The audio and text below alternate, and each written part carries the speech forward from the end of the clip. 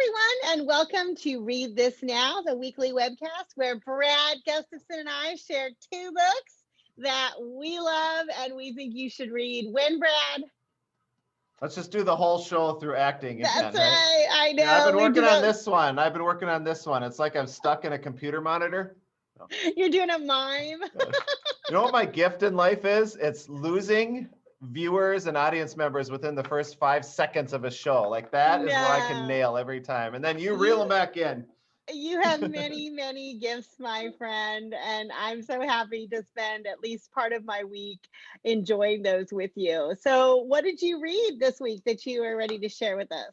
All right, I got a good one for a couple of reasons, but I need to confess something to you. I might officially be the worst co-host in the history of a literacy podcast because I don't remember if you've book talked this before, and I know I could check our show archives, and I did not check our show archives, but you'll let me know if it sounds familiar. And it came to me this time through a staff member who just set it in my mailbox with a Post-it note saying, "Do you have this book?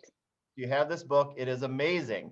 And I love when people do that. It just, there's like that extra special connection, because then it's not just about the book, it's also about the people that you work with and care about. And if they like it, you're even more interested in it, kind of like when you recommend books. But I do want to tell a quick story. Actually, I got an order for doing this. So the book is All Because You Matter. Have you book talked this one? No, we have not book talked it, but I'm glad you're doing it. So good, so good. And written by Tami Charles, illustrated by Caldecott Honor winner Brian Collier. Thank you, Collier. Okay. And the reason I wanted to give a quick preview is I want to tell a teeny story. So I was reading a different read aloud as part of the principal read aloud on Zoom with a class 2 weeks ago. And at the end of the story, at the beginning, I invited kiddos. They were fifth graders. I just prepared them, like, we'll make some connections at the end of the book, and kind of anything goes at that point, right? But it was really cool to hear their profound connections with very little guidance. It was just authentic. Like kids were sharing like unsolicited, just Black Lives Matter and why they were thinking and saying that. And it wasn't anything that I told them to say or thought they should say. And then it would grow and they would say, yes, and all kids matter. And anyway, I'm not even doing their conversation justice. It was just kind of magical, but it also showed like kids are paying attention and forming their thoughts and conversing, whether we're part of those conversations or not. I felt privileged to see a little glimpse into what they wanted to share and what was on their mind. But it made me think of this book, and I would love to circle back with them and just read it with them, even though it's a picture book. But it nicely kind of connects to so many themes that I heard them say and maybe wrestle with and kind of go back and forth. And I did flag a couple pictures in here, or a couple pages that I just wanted to read. Sure. So the first one, Jen, was long before you took your place in this world, you were dreamed of like a knapsack full of wishes, carried on the backs of your ancestors as they created empires, pyramids, and legacies. And I just let those words marinate in the power of a kiddo who is, as kiddos are growing up and trying to find their place in their future, while also maybe connecting to their past and the legacy and the strengths and the stories, just how important that is when people matter and when Black Lives Matter, like for a lot of kids and a lot of families and a lot of cultures, so does the history and the stories. And for that reason, that's why I flagged the few pages later. It goes on and gives some examples and the pictures, you can see it's by a Caldecott winner, but down on the bottom here is the part that really resonated. It said, and these are all the reasons that kiddos matter, or the first time you opened a book like a mirror staring back at you and really saw yourself, same hair, same skin, same dreams. And my little mini connection, like growing up, a lot of the books I did see myself in, and I never had to question or wonder.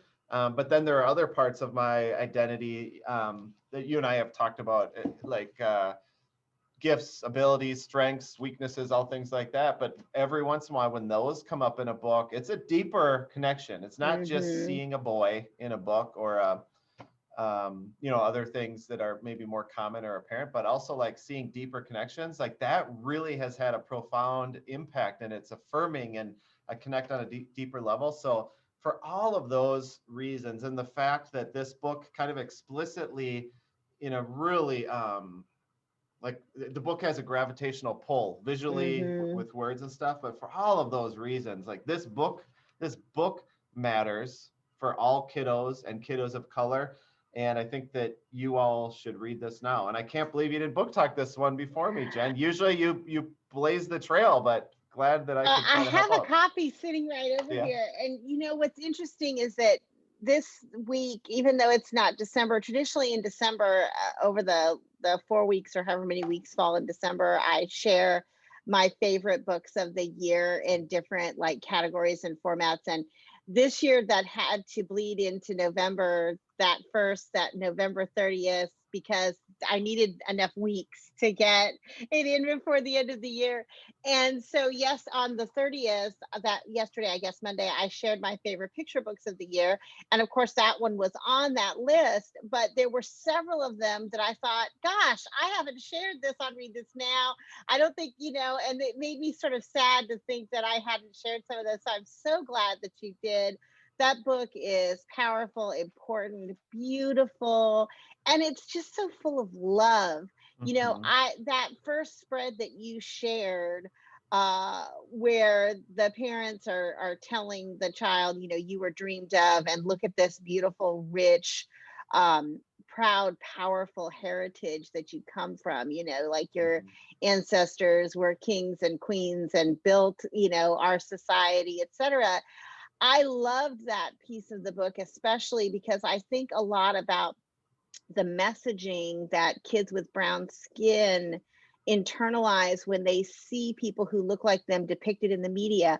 Oftentimes, that message is not focused on the contributions that their ancestors or even people living today contribute to our society. Oftentimes, they revolve around other narratives which are less positive. And so the repeating of those kinds of messages, that you come from a proud heritage that should be celebrated and created, so much of the things in our world that are important and powerful. I think that's a message that that all kids need to hear, about people with brown and black skin in our world. So a lot of times that. for educators who are listening, and certainly we're open, especially in this day and age where a lot of our teaching or principal messages are on Zoom, and parents are sitting right there and get to have the pleasure of a front row seat to the class and the conversation. I really like how this book doesn't feel to me divisive or political.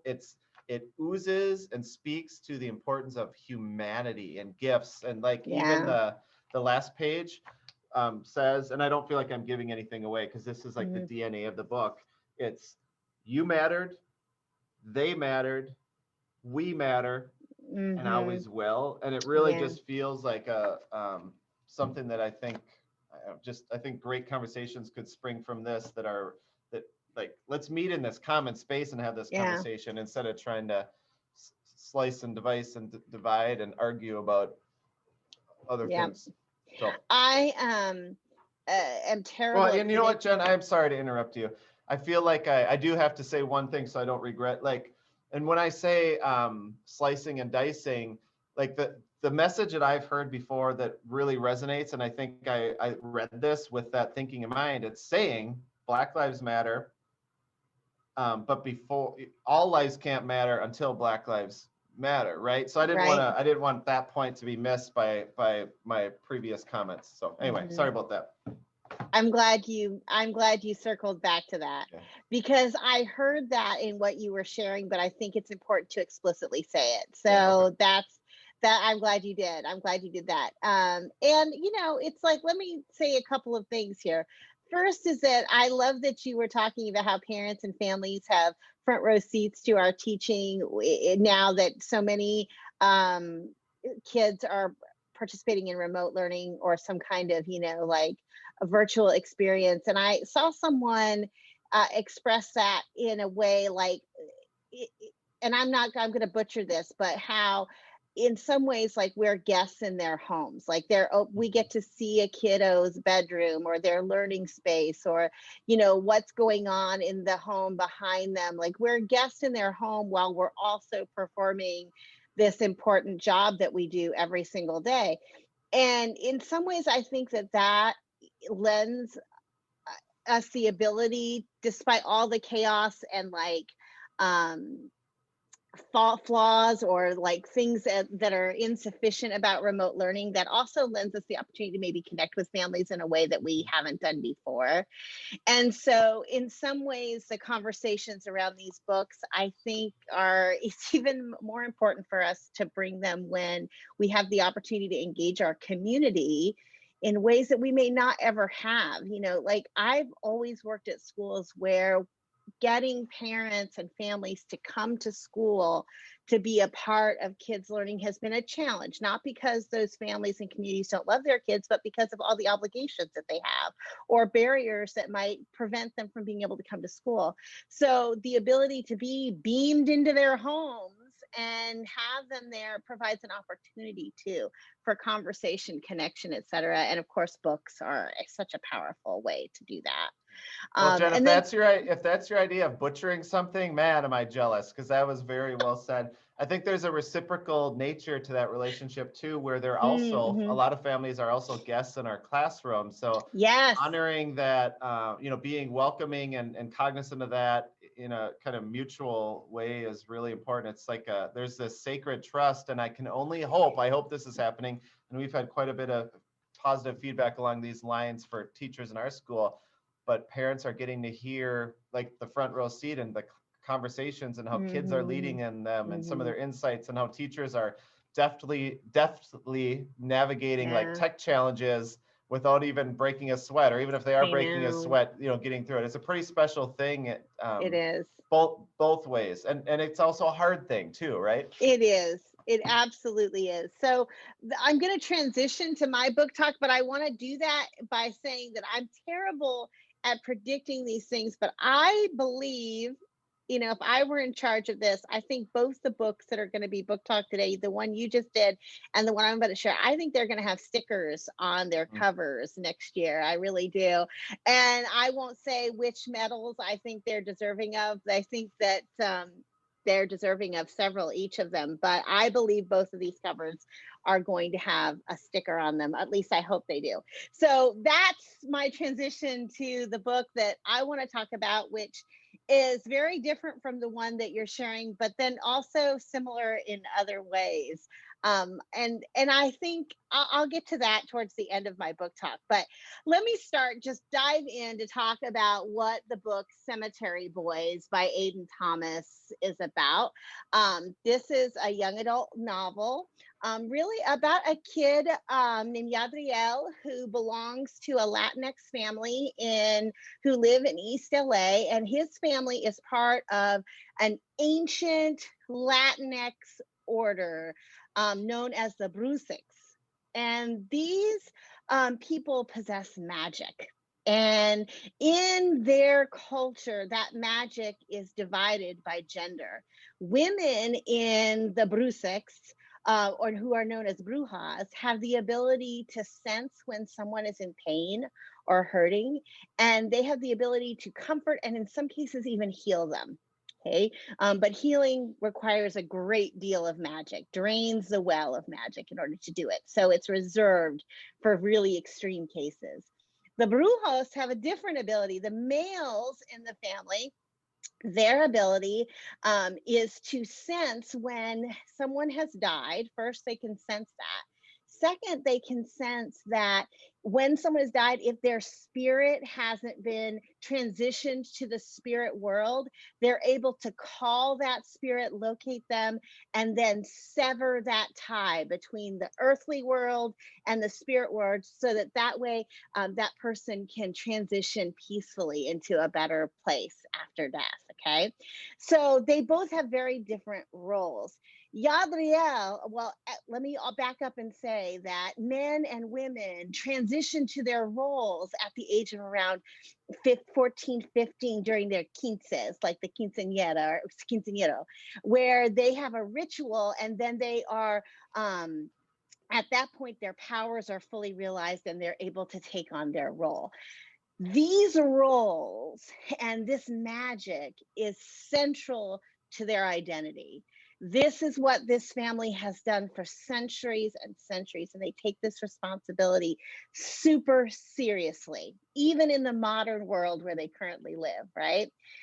Yadriel, however, has been denied his quinces. He's been told he cannot have his quinces because he's transgendered. And his family, while they call him by his male name and they use, or at least they try to use the correct pronouns, they don't really think he's a real boy, and so therefore he can't be a brujo. And they try to teach him the ways of the brujas, but he doesn't possess that power. He's unable to do it because that is not who he is.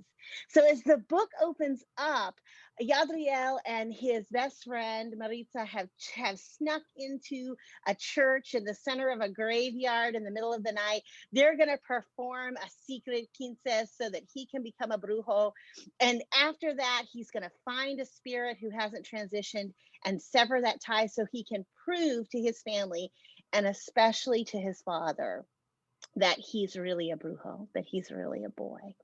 And those plans are thwarted. They perform the ritual and it seems to go well, but they're thwarted right afterwards when they all both sense that someone has died. They rush home and they learn that it's his cousin Miguel has died. But there's a mystery around that because Miguel is young and healthy and well-loved, and they can't find his body. They all know he's died because that's what their power is, but they can't find it. And because when they sensed his death, it felt violent and hard, they don't know what's happened to him. They can't figure it out. So Yadriel decides that this is his mission, to find Miguel's spirit so that he can help him transition to the spirit world, but then also make this point to his family. But things go awry when Yadriel accidentally calls a different spirit to him who is also on Earth, looking confused about where he's supposed to be. And I don't want to tell you the rest of it, but the book is like centered around this idea that both Yadriel and this spirit, Julian, that he's called, are both misunderstood and different and labeled things that they shouldn't be. And they both help each other to go on the hunt for Miguel, whose the mystery of his death is sort of central to the book as well. And what's so powerful to me about this book is it's fast-paced, it's full of adventure. Like kids who love fantasy books and science fiction books where there's magic and they're mixed with the real world and stuff will love all this. But on another level, if you kind of step back and take a look at all the characters, so many characters in this book are struggling with the same conflict in that they know themselves to be one way, but the world sees them in a different way. And what's so beautiful about it is that struggle, that universal struggle, is something that should bring us together. And yet, when the way that's experienced is different, we use it to sort of separate ourselves from people. So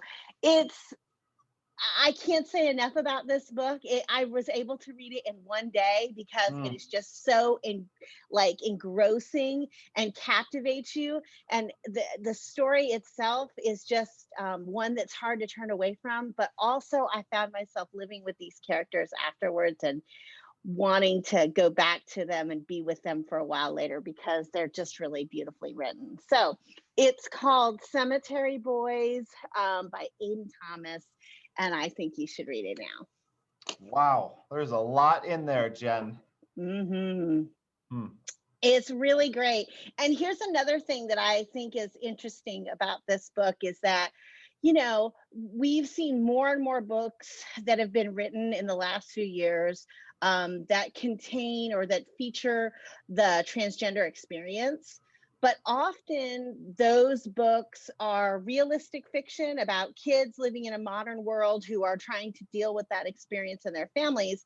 And while that's certainly a part of this book, it's one of the first books I've read that has a fantasy or magical element that also contains a character, not just a character, but the hero who is transgender, which I think is an important step in the process of representation when we're talking about literature for young people. So I loved it so much, and I'm excited to share it.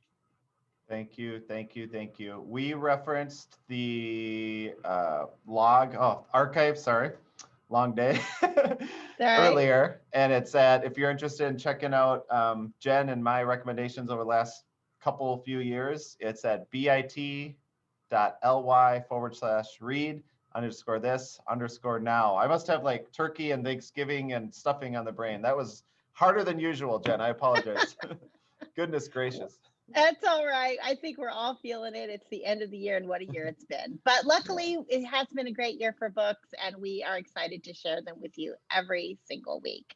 Yeah, so and one last thing. I assume everyone follows Jen on Twitter, but maybe there's a person or two who don't yet. You share, like, I saw your books in review or your best books of, and just in case people aren't connected to you in that medium, what you just want to share your Twitter handle quick?